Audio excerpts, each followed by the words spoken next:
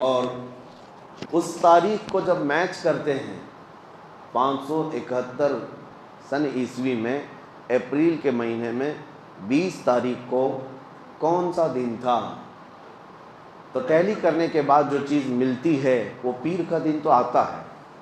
تو بعض روایات میں 8 ربیع الاول میچ ہو رہی ہے، بعض روایات میں 12 ربیع الاول۔ تو بہرحال جو بھی ہو، لیکن ربیع الاول شریف کا مہینہ اس بات کا سب کا اتفاق ہے کہ ربیع الاول شریف کا مہینہ حضور پاک صلی اللہ علیہ وسلم کی ولادت کا مہینہ ہے، اور پوری دنیا بھر میں جو عقیدت کے اعتبار سے ہم حضور کی ولادت کا دن مناتے ہیں وہ 12 ربیع الاول شریف ہے۔ اسی طرح آپ سمجھ لیں شب قدر ابھی آپ سے پوچھیں تو کب ہے؟ سارے مسلمان ساری مسجدوں میں شب قدر کب مناتے ہیں؟ 27 رمضان کو۔ لیکن کیا یہ ایگزیکٹ ہے؟ حضور پاک صلی اللہ علیہ وسلم نے فرمایا آخری عشرے کی طاق راتوں میں کوئی ایک رات ہوگی، 21، 23، 25، 27، 29، لیکن ہم نے 27 کو مضبوطی سے پکڑ رکھا ہے۔ کیوں؟ جمہور علماء نے کئی دلائل سے ثابت یہ کیا ہے کہ 27 ہی کو شب قدر ہو سکتی ہے، لیلۃ القدر کی، ان کا غالب گمان ہے، اور اکثر علماء کا اس بات پر اتفاق ہے، اور رب ذوالجلال کی سنت ہے کہ مومنین جس بات کو اچھا سمجھتے ہیں وہ اللہ کے نزدیک بھی اچھا ہوتا ہے۔ کثرت سے ایمان والے جس بات کو اچھا سمجھتے ہیں وہ اللہ کے نزدیک بھی اچھا ہوتا ہے۔ اب 12 ربیع الاول شریف کا معاملہ یہی ہے، بعض لوگ جیسی میلاد کا مہینہ آئے گا ربیع الاول کا، بہت سارے لوگ دلائل پوچھتے رہتے ہیں، میاں تاریخ تو 8 کی ہے، آپ 12 کو کر رہے ہیں، حضور کی ولادت ہی کرنا ہے تو پھر 8 کا ہے، 12 کا اختلافات ہے، لہٰذا تم کیوں کر رہے ہو اس طرح؟ ان کا مسئلہ 8 اور ربیع الاول کا نہیں ہے، ان کا مسئلہ صرف یہی ہے، سوائے ابلیس کے جہاں میں سبھی تو خوشیاں مناتے ہیں، ان کا مسئلہ صرف یہ ہے کہ منانا ہی نہیں ہے۔ آپ ان دلیل پوچھنے والوں سے صرف اتنا کہیں کہ ٹھیک ہے میاں ہم 12 کو کر رہے ہیں، آپ 8 کو کر لیں، دونوں قول پر جمع ہو جائے۔ نہیں، انہیں نہ 8 پہ کرنا ہے نہ 12 پہ کرنا ہے، محض اختلاف اور انتشار لوگوں کے ذہن میں سپریڈ کرنا ہے۔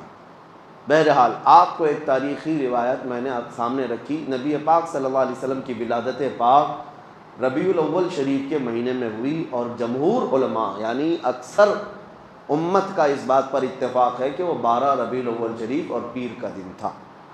اب آگے آئیں ولادت کے مختصر حالات۔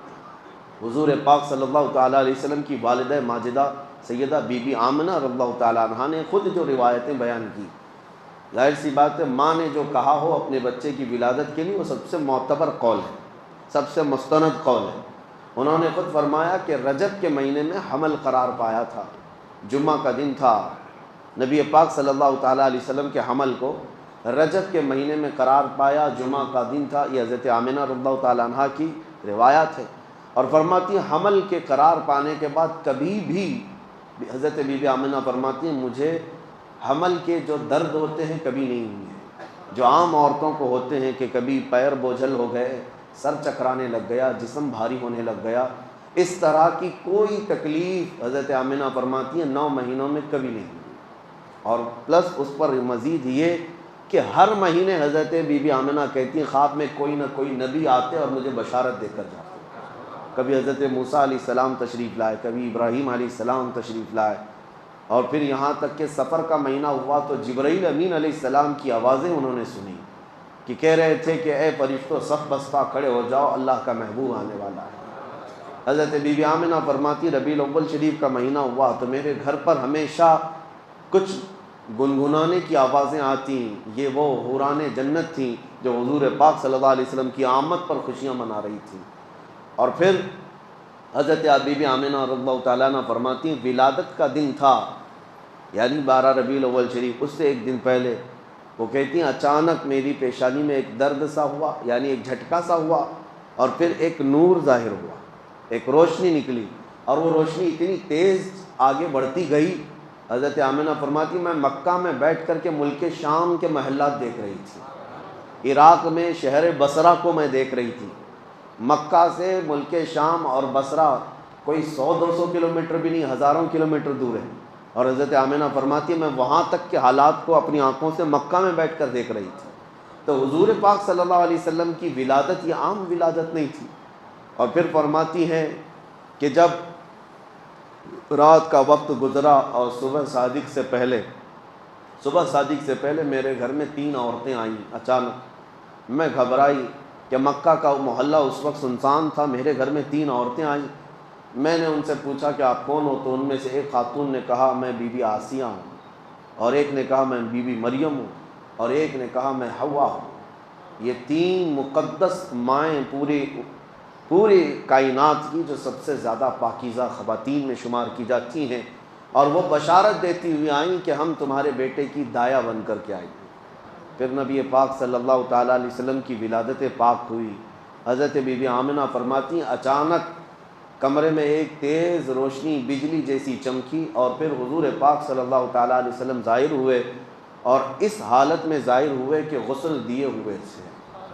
کوئی دنیا میں بچہ اس طرح نہیں آتا، لیکن حضور پاک صلی اللہ علیہ وسلم غسل دیے ہوئے تھے، اور کسی نے حضور پاک کے جسم کو نہیں دیکھا۔ حضرت بی بی آمنہ فرماتی ہیں وہ سجدے کے عالم میں تھے، اور تیز خوشبو پورے کمرے میں مہک رہی تھی۔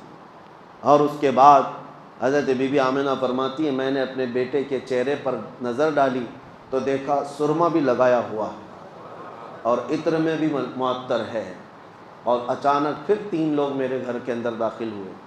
آتے ہی میں ان کو نہیں پہچانتی تھی، وہ 3 اللہ کے فرشتے تھے۔ انہوں نے حضور پاک صلی اللہ علیہ وسلم کو اٹھایا، اور ایک بہت بڑی تشت، ایک بہت بڑی تھال وہ اپنے ساتھ لائے تھے۔ اس تھال پر حضور پاک صلی اللہ علیہ وسلم کو رکھا، ریشم کے کپڑے سے حضور پاک صلی اللہ تعالیٰ علیہ وسلم کو ملبوس کی، یعنی ایک نرم ملائم کپڑے سے حضور پاک صلی اللہ تعالیٰ علیہ وسلم کو ملبوس کیا، اور پھر جو ان کے ہاتھ میں تشت تھا اس سے نبی پاک صلی اللہ تعالیٰ علیہ وسلم پر انہوں نے پانی بہایا۔ پھر اچانک وہ غائب ہو گئے کمرے کے اندر۔ نہ حضرت بی بی آمنہ کہتی نہ میرا بیٹا ہے نہ وہ 3 لوگ ہیں۔ میں گھبرا گئی کہ اچانک یہ کیا ہو رہا ہے، اور یہ کون لوگ ہیں جو میرے بیٹے کو، میرے لال کو لے کر چلے گئے۔ تھوڑی دیر کے بعد پھر سے وہ ظاہر ہوئے، اور انہوں نے کہا مبارک ہو سیدہ آمنہ، تمہاری گود میں اللہ کا محبوب آرام کر رہا ہے، اللہ کا محبوب تمہیں دیا گیا ہے، اور ہم اس محبوب رب کائنات کو لے کر کہاں گئے تھے؟ فرماتے ہیں اللہ کا حکم تھا کہ سارے عالموں کو حضور پاک صلی اللہ تعالیٰ علیہ وسلم کو لے جا کر دکھا دیا جائے، اور سب جگہ اعلان کر دیا جائے کہ اب رب کا محبوب آیا ہے، جہاں جہاں رب کی خدائی ہوگی وہاں میرے محمد کی مصطفائی ہوگی۔ اعلان کرایا گیا اور ملائے اعلیٰ میں لے جایا گیا۔ جتنی کائنات کے حصے تھے نبی پاک صلی اللہ علیہ وسلم کو آنے واحد میں ملائکہ نے سیر کرائی، اور واپس لا کر حضرت بی بی آمنہ کی گود میں رکھ دیا۔ یہ تھی ولادت کے معاملات۔ ولادت عام طریقے سے نہیں ہوئی۔ میرے عزیزو، ہمارے اور تمہارے گھروں میں پیدا ہونے والے بچوں کے ہر سال ہم جنم دن منا لیتے ہیں، جبکہ ان کا کوئی بھروسہ نہیں کس طرح پیدا ہوئے اور کیا بننے والے ہیں۔ لیکن اس کائنات کے عظیم آقا محمد رسول اللہ صلی اللہ علیہ وسلم، جن کا دنیا میں آنا بھی سب سے نرالا اور جن کا پیدا ہونا بھی سب سے پاکیزہ، ان کی حیات اعلیٰ، ان کی ممات اعلیٰ، ان کی زندگی اعلیٰ، ان کی وفات بھی اعلیٰ، نبی پاک صلی اللہ تعالیٰ علیہ وسلم کا آنا سب سے انوکھا اور سب سے نرالا تھا۔ اس لیے پوری کائنات کو چاہیے کہ وہ یادیں ہمیشہ قائم رکھیں، وہ یادیں ہمیشہ قائم رکھیں۔ یہ حضور صلی اللہ علیہ وسلم کی سیرت کا باب ہے۔ بچوں کو بھی یہ ٹرانسفر کرنا ضروری ہے، یہ نقل کرنا ضروری ہے کہ حضور پاک صلی اللہ علیہ وسلم کس طرح پیدا ہوئے تھے۔ ادھر ادھر کی کہانیاں سنانے سے بہتر ہے کہ میرے مصطفیٰ کی سیرت بچوں میں منتقل کی جائے۔ اللہ کریم نبی پاک صلی اللہ تعالیٰ علیہ وسلم کی سیرت پاک کے سچے گوشوں پر ہمیں عمل کی توفیق نصیب فرمائے، اور ہمارے سینوں کو رب تعالیٰ حضور کی سیرت سے جگمگائے اور روشن و تابناک فرمائے۔ وآخر دعوانا الحمد للہ رب العالمین۔ السلام علیکم۔